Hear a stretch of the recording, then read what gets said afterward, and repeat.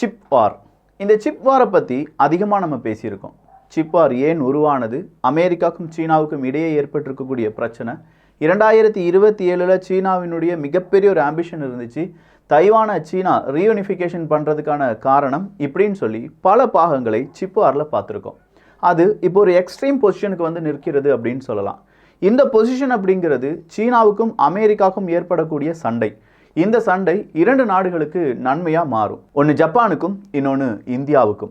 India, Japan, இந்த இரண்டு நாடுகள் இதை சரியாக பயன்படுத்தி கொள்வார்களா அப்படிங்கிற ஒரு கேள்வி உங்கள் மனசில் இருந்தாலும், இப்போ லேட்டஸ்ட்டாக நடந்திருக்கக்கூடிய பெரிய ஒரு பிரச்சனை என்னென்னா, கார் பேட்டரிலாம் இருக்குது பார்த்தீங்களா, இந்த எலக்ட்ரிக் வெஹிக்கிள், அந்த எலக்ட்ரிக் வெஹிக்கிள் சம்மந்தமாக இருக்கக்கூடிய உதிரி பாகங்கள், இதனுடைய விலை வீழ்ச்சி அப்படிங்கிறது ரொம்ப கூடுதலாக இருக்க வாய்ப்புகள் இருக்கின்றன. ஸோ சிப் வார்லேருந்து கார் பேட்டரி வார் வர நம்ம இங்கே பார்க்க போகிறோம். அதில் முதல் பார்ட் இதுவும். கார் பேட்டரி வார் அப்படிங்கிறது ஒன்று ஸ்டார்ட் ஆகியிருக்காமே, எலக்ட்ரிக் வெஹிக்கிள் வாங்கணும்னா எப்படி வாங்கணும் அப்படிங்கிறத இரண்டாவது பாகத்திலையும் பார்க்க போகிறோம். அன்பு தமிழஞ்சங்களுக்கு தமிழ் பொக்கிஷத்தின் வணக்கங்கள்.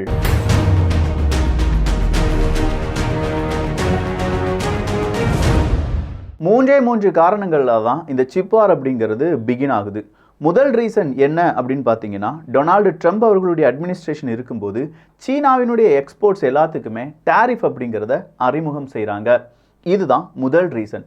இரண்டாவது ரீசன் அப்படிங்கிறது, அமெரிக்காவினுடைய எந்த கம்ப்யூட்டராக இருந்தாலும் சரி, இல்லை அமெரிக்க அரசு நிறுவனங்களாக இருந்தாலும் சரி, இந்த அரசு நிறுவனங்கள், அரசு சார்ந்து இருக்கக்கூடிய நிறுவனங்கள் எல்லாத்துலேயுமே சீனாவினுடைய உதிரி பாகங்கள், சீனாவினுடைய முக்கியமான ஹார்ட்வேர் டிவைசஸ், ZTE போன்ற அந்த நிறுவனத்தை சார்ந்த ஹார்ட்வேர் டிவைசஸ் அப்படிங்கிறது நீக்கப்பட வேண்டும் என்கிற உத்தரவு வருது. இதுதான் இரண்டாவது பிரச்சனை. மூணாவதாக இந்த சிப் வார் இனிஷியேட் ஆனது. இது எல்லாமே 2018 நடந்துட்டு இருக்கு. கனடா நாட்டில் வச்சு ஹுவாவே நிறுவனத்தினுடைய மிக முக்கியமான தலைவர் கைது செய்யப்படுகிறார். ஏன் கைது செய்யப்படுகிறார் அப்படின்னு கேட்டால், ஃபினான்ஷியலி அவங்க ரொம்ப பெரிய அளவில் இடர்பாடுகளை ஏற்படுத்தினார்கள் அமெரிக்காவுக்கு அப்படிங்கிறது தான். ஸோ இந்த மூன்று ரீசன் 2018 நடக்கும்போதே சிப் வார் அப்படிங்கிறது இனிஷியேட் ஆகுது. அப்படி இனிஷியேட் ஆன கொஞ்சம் நேரத்திலேயே 2 கனேடியர்களை கைது பண்ணுகிறது சீனா. நீ அமெரிக்காவினுடைய சொல்படி எங்களுடைய ஹுவாவே நிறுவனத்தினுடைய ஒரு தலைவரை கைது பண்ணிட்ட, உன்னுடைய 2 நபர்களை நாங்களும் கைது பண்ணியிருக்கோம் அப்படின்னு சொல்லி சீனா பதிலுக்கு பதில் கொடுத்தாலும், கடைசியாக ஹுவாவே அந்த நிறுவன தலைவர் அப்படிங்கிறவங்க ஒரு ஸ்வாப் வழியாக சில பல நபர்களை அவங்க விடுவித்தால் தான் இவங்க இந்த ஹுவாவே நிறுவனத்தினுடைய தலைவரை விடுவிப்போம் அப்படின்னு சொல்லி ஒரு ஸ்வாப் வழியாக அவர் விடுவிக்கப்படுகிறார். இது எல்லாமே சிப் வாரினுடைய இனிஷியேட்டிவ் தான். ஸோ இந்த 2018 சீனா தைவான் அப்படிங்கிற பிரச்சனையும் பெரிதாக பேசப்பட்டு வந்தது. இந்த சீனா தைவான் பிரச்சனை அப்படின்னு சொல்லும்போதே, தைவானுடைய செமிகண்டக்டர்னுடைய இண்டஸ்ட்ரி, அந்த இண்டஸ்ட்ரி இந்தியாவில் மிகப்பெரிய அளவில் தொழில் தொடங்குவதற்கான வாய்ப்புகள் இருக்குது அப்படின்னு சொல்லி பார்த்தோம். அமெரிக்காவில் அவங்களுடைய சிலிக்கன் வேலியில் அவங்க பெரிய ஒரு பிரான்ச் ஓப்பன் பண்ண போகிறாங்க அப்படிங்கிறத பார்த்தோம். அதே தைவானுடைய செமிகண்டக்டர் அந்த இண்டஸ்ட்ரியில் இருக்கக்கூடிய அந்த நிறுவனம் சொல்கிறாங்க தைவான் மக்களிடம், என்னதான் நாம் அமெரிக்காவிலும் இல்லாட்டி இந்தியாவிலும் இதே மாதிரியான ஃபேக்ட்ரி தொடங்கினாலும் தைவானில் எப்போதுமே செயல்பட்டு கொண்டே இருப்போம், அதில் எந்த மாற்றமும் இருக்காது அப்படின்னு சொல்கிற ஒரு உறுதியை கொடுக்குறாங்க. காரணம், தைவான் மக்கள் நம்பி இருப்பது இந்த செமிகண்டக்டர் டிவைஸ், அது சார்ந்து இருக்கக்கூடிய தொழில் அப்படிங்கிறதுல மாற்றுக்கிறதே கிடையாது. ஸோ இவ்வளோ பெரிய பிரச்சனைகள் வந்த பிறகு தான் இந்த சிப் வார் பற்றி நம்ம எல்லாருமே பேச தொடங்குறோம். அதன் பிறகு தான் கிரிப்டோ கரன்சி, மைனிங் அப்படிங்கிறதெல்லாம் பேசிட்டு வரும்போது, மைனிங்க்கு தேவையான அந்த கிராஃபிக்ஸ் கார்டு, கிராஃபிக்ஸ் தேவையான சிப் அப்படிங்கிறது எல்லாமே மிகப்பெரிய அளவில் ஷார்ட்டேஜ் ஆகுது.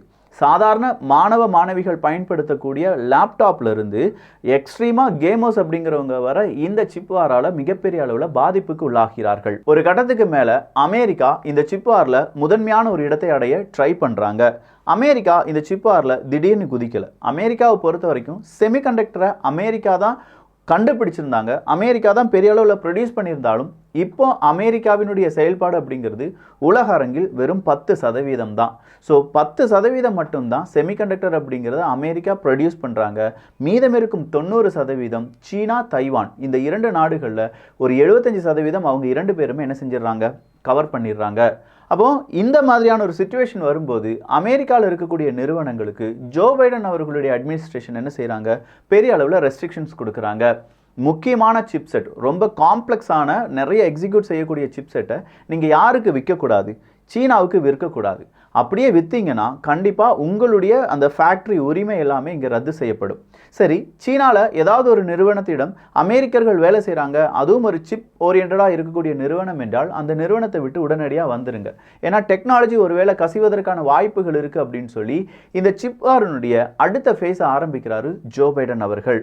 இதனாலேயே ரொம்ப நுணுக்கமான ரொம்ப அட்வான்ஸ்டான சிப்செட் அப்படிங்கிறது சீனாவுக்கு கிடைக்காம போகுது. ஒரு கட்டத்துக்கு மேலே சீனா உணர ஆரம்பிச்சிட்டாங்க, நாம் தனிமைப்படுத்தப்பட்டு வருகிறோம். ஸோ சீனாவில் ஒரு 7 நானோமீட்டருக்கான சிப்செட்டை அவங்களே உருவாக்க ஆரம்பிக்கிறாங்க.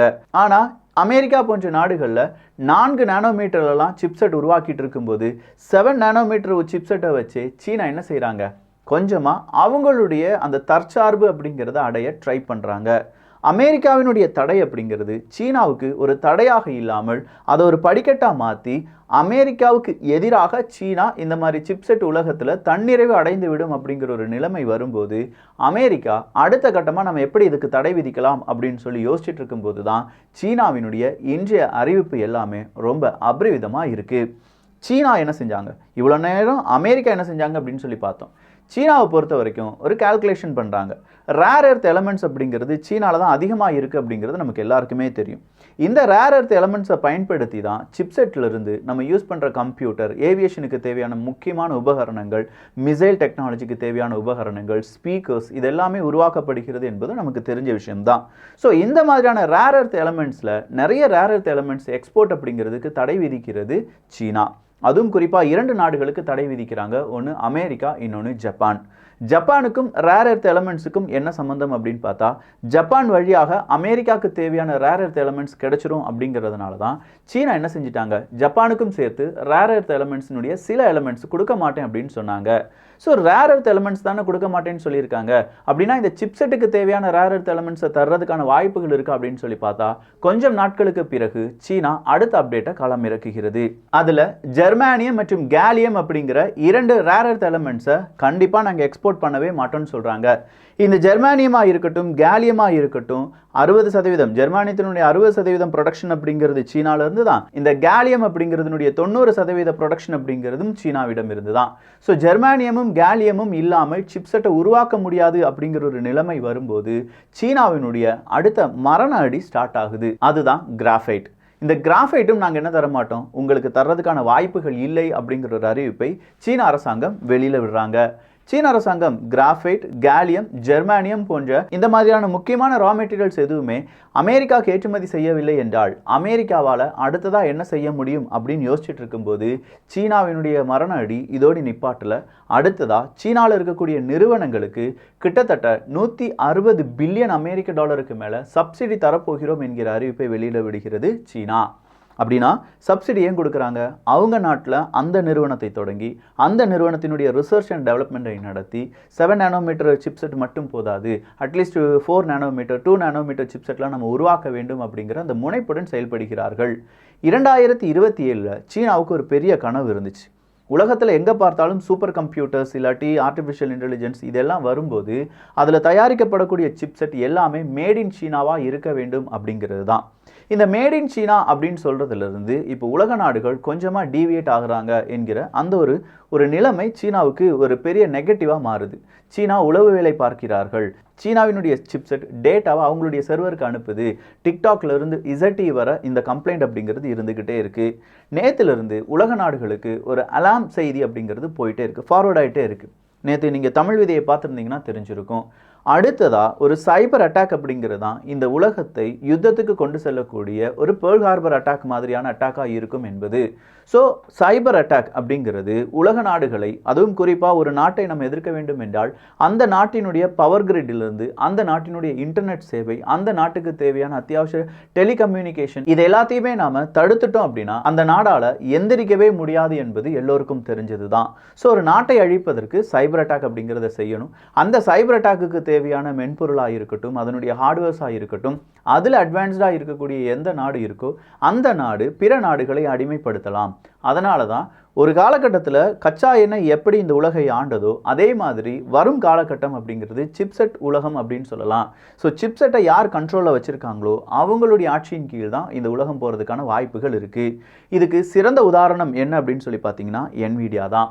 என்விடியா ஆர்டிஃபிஷியல் இன்டெலிஜென்ஸ் உலகத்தில் தனக்குன்னே அவங்களுடைய சிப்செட் மேனுஃபேக்சரிங்கை வச்சு ஒரு பெரிய இடத்தை பிடிச்சிருந்தாங்க. சொல்லப்போனால் அவங்களுடைய மார்க்கெட் எந்த அளவுக்கு உயர்ந்து இருக்கிறது அப்படிங்கிற தகவல் எல்லாமே நாம் கேள்விப்பட்டிருப்போம். ரொம்ப பெரிய அளவில் ஆப்பிள் அப்படிலாம் நம்ம சொல்கிறோம்ல, அதை விட கூடுதலான வளர்ச்சியை என்விடியா நிறுவனம் எடுத்து வருகிறது என்பதும் குறிப்பிடத்தக்கது. ஸோ ஒரு நிறுவனத்தால் அமெரிக்காவையே விலைக்கு வாங்க முடிகிற அளவுக்கு அந்த என்விடியா போன்ற நிறுவனங்கள் எல்லாமே வளர்ந்துவிடும் என்கிற ஒரு கணிப்பு இருப்பதால் மேக்சிமமாக சிப்செட்டை அவங்களுக்குள்ளேயே உருவாக்கணும் அப்படிங்கிறதுல சீனாவும் உறுதியாக மாற ஆரம்பிக்கிறாங்க. மாற்றி மாற்றி சண்டை போட்டுட்டு இருக்கிற இந்த தருணத்தில் தான் தைவானை அமைதியாக ரீயூனிஃபிகேஷன் பண்ணிடுவோம் அப்படின்னு சொல்லி சீனா சொன்னது வெறும் பகல் கனவாகத்தான் இருக்கும் அப்படிங்கிறத சீனா நம்ப ஆரம்பிச்சாங்க. அதனால தான் அமைதி ரீயூனிஃபிகேஷன் அப்படிங்கிறதுலேருந்து அமைதியை மட்டும் தூக்கி என்னானாலும் சரி ஃபோர்ஸ்ஃபுல்லாகவும் நாங்கள் ரீயூனிஃபிகேஷன் செய்வோம் அப்படின்னு சொல்லி இப்போ வந்து நிற்கிறாங்க. 2027 சீனாவினுடைய இன்னொரு கனவு அவங்களுடைய மிலிட்ரி மாடர்னைசேஷன் தான். ஸோ இந்த மிலிட்ரி மாடர்னைசேஷன் எப்போ முடியுதோ அன்னைக்கு சீனா என்ன செய்யும், பெரிய அளவில் இந்த தைவானையோ இல்லாட்டி செமிகண்டக்டர் உலகத்துக்கு அவங்களுக்கு என்ன தேவையோ இல்லை இந்தியா போன்ற நாடுகளையோ அட்டாக் பண்ணுறதுக்கான வாய்ப்புகள் இருக்குது அப்படின்னு சொல்லப்படுது. அதுக்கு முன்னாடியே நம்ம நாடு இந்தியாவாக இருக்கட்டும் இல்லை அமெரிக்காவாக இருக்கட்டும் தைவானாக இருக்கட்டும் ஏதாவது ஒரு ரூபத்தில் நம்மை பொறுத்த வரைக்கும் செமிகண்டக்டர்ஸில் தற்சார்பு அடைய முடியுமா, அதில் ரிசர்ச் அண்ட் டெவலப்மெண்ட் செய்ய முடியுமா அப்படிங்கிறதுல நம்ம கான்சன்ட்ரேஷன் பண்ணணும். அமெரிக்காவை பொறுத்த வரைக்கும் அவங்க கண்டுபிடிச்ச செமிகண்டக்டர்ஸ் அப்படிங்கிறதும் அவங்க கிட்ட இருக்கக்கூடிய லேட்டஸ்ட் டெக்னாலஜி செமிகண்டக்டர்ஸ் அந்த கம்பெனி அப்படிங்கிறதையும் இன்னும் அதிக அளவு டெக்னாலஜி ஓரியன்ட் நிறுவனங்களாக மாற்ற வேண்டும். தைவானை பொறுத்த வரைக்கும் அவங்க நாட்டை பாதுகாத்தாலே போதும் அப்படிங்கிற ஒரு நிலைமைக்கு தள்ளப்பட்டு கொண்டிருக்கிறார்கள். ஸோ சைபர் அட்டாக்லிருந்து அடுத்ததாக சிப் வார் அப்படிங்கிறது வர சீனா மற்றும் அமெரிக்கா இவங்க இடையே போட்டிகள் வரும்போது தான் இந்தியா ஜப்பான் போன்ற நாடுகள் ரெண்டு பேரும் மாற்றி மாற்றி என்ன செஞ்சுக்கிறாங்க, சவுத் கொரியா இந்த 3 நாடுகளும் சேர்ந்து ஒரு ஒப்பந்தத்தில் கையெழுத்து போடுறாங்க. சிப் வார் இப்படி நடந்துட்டு இருக்கு, நாம சிப்செட்டை உருவாக்க வேண்டும் என்பது தான். அது கூடவே தைவான் நமக்கும் உதவி செய்யும் அப்படிங்கிற அந்த ஒரு அக்ரிமெண்ட்ல தைவானும் இந்தியாவும் சைன் பண்ணுறது அப்படிங்கிறது மிக சீக்கிரமாக நடைபெற வாய்ப்புகளும் இருக்கின்றன. இது நடந்துச்சுன்னா இந்த 2 நாடுகள் யுத்தம் செய்தாலோ இல்லாட்டி இந்த 2 நாடுகள் இடையே ஏதாவது ஒரு சைபர் அட்டாக் அந்த மாதிரியான பிரச்சனைகள் வரும்போதோ அதை சரியாக நம்மளால் பயன்படுத்த முடியும். ஆனால் இந்த இடத்துல நமக்கு தேவையான technology, semiconductor, well experienced persons, அவங்களுடைய அந்த ஹிஸ்ட்ரி, இது எல்லாத்தையும் இந்தியா எப்படி உட்கிரகிக்க போகிறது, இங்கே இருக்கக்கூடிய சயின்டிஸ்ட் இதை பற்றி எப்படிலாம் படிக்க போகிறாங்க, இங்கே இருக்கக்கூடிய மாணவர்களுக்கு இந்த செமிகண்டக்டர் டிவைசஸை பற்றி என்னெல்லாம் தெரிஞ்சிருக்கும், அது எப்படி அட்வான்ஸ்டாக மாற வேண்டும் அப்படிங்கிற ஒரு புரிதல் ஏற்பட வேண்டும். எண்ணி சொல்கிறேன், இன்னும் 2-3 வருடங்களில் இப்போ நாம் இந்த சிப்வாரை பற்றி அதிகமாக பேசலனா கூட வருங்காலத்தில் இதை விட அதிகமாக பேச வேண்டியதாக இருக்கும். சரி, அமெரிக்கா போட்ட இந்த தடைகளால் சீனாவுக்கு எந்த விதமான இம்பேக்டும் ஏற்படவில்லையா அப்படின்னு கேட்டால் அந்த இடத்துல மறுபடியும் ஒரு தவறு இருக்குது. பெரிய இம்பேக்டை சீனா அனுபவித்து கொண்டிருக்கிறார்கள்.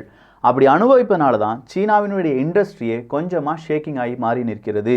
சீனாவினுடைய செல்ஃபோன் அப்படிங்கிறதையும் கம்ப்யூட்டர் அப்படிங்கிறதையும் சீனா ப்ரொடியூஸ் பண்ணுறது -3.8%, -18.4%ஆகவும் மாறி இருக்கிறது. கம்ப்யூட்டர் மேனுஃபேக்சர் பண்ணுறது கிட்டத்தட்ட 20% கம்மி பண்ணியிருக்காங்க சீனா.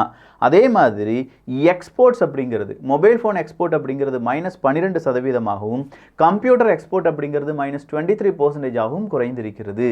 அப்படின்னா கிட்டத்தட்ட 25% இழப்பு அப்படிங்கிறது இப்போதே சீனாவுக்கு வர ஆரம்பித்திருப்பதால் தான் சீனா அடுத்த வல்லரசாக மாற முடியுமா, இந்த செமிகண்டக்டரை அவங்களுடைய கண்ட்ரோலுக்கு எடுத்துக்கிட முடியுமா, அமெரிக்கா கச்சா எண்ணெயை வச்சு வல்லரசான மாதிரி சீனா செமிகண்டக்டர்ஸை வச்சு வல்லரசாகுமா அப்படிங்கிற கேள்வியுடன் ஜி ஜின்பிங் அவர்கள் இந்த தற்சார்பு தன்னிறைவு அப்படிங்கிற அந்த ஒரு நிலைமைக்கு செமிகண்டக்டர் இண்டஸ்ட்ரியை கொண்டு போயிட்டு இருக்காரு. சீனாவினுடைய இன்றைய இன்னொரு விஷயம் என்ன அப்படின்னு பார்த்தீங்கன்னா, இன்டெல், ஏஎம்டி போன்ற நிறுவனங்களும் அதே மாதிரி மைக்ரோசாஃப்ட் போன்ற அந்த ஒரு நிறுவனங்கள்லாம் இருக்குல்ல, அவங்க கிட்ட இருந்து வாங்கக்கூடிய ஹார்ட்வேர் சாஃப்ட்வேர் இதை பாதிக்கும் பாதியாக குறைக்க போகிறார்கள் அப்படிங்கிறது தான்.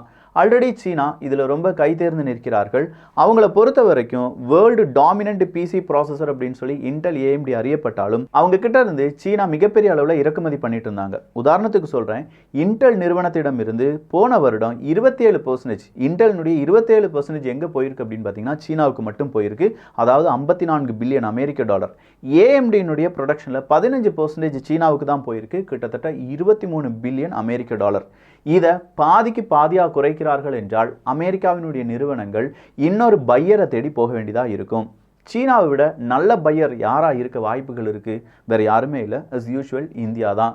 இந்தியாவும் தன்னிறைவு அடைகிறார்கள் அப்படின்னு நம்ம நினச்சிட்டோம் வைக்கிறோன்னு வச்சுக்கோங்களேன், ஒரு நல்ல ஒரு பிளான் இருக்குது அப்படின்னா கண்டிப்பாக அது அமெரிக்காவுக்கு மறுபடியும் பேக் ஃபயராக மாற வாய்ப்புகள் இருக்கின்றன.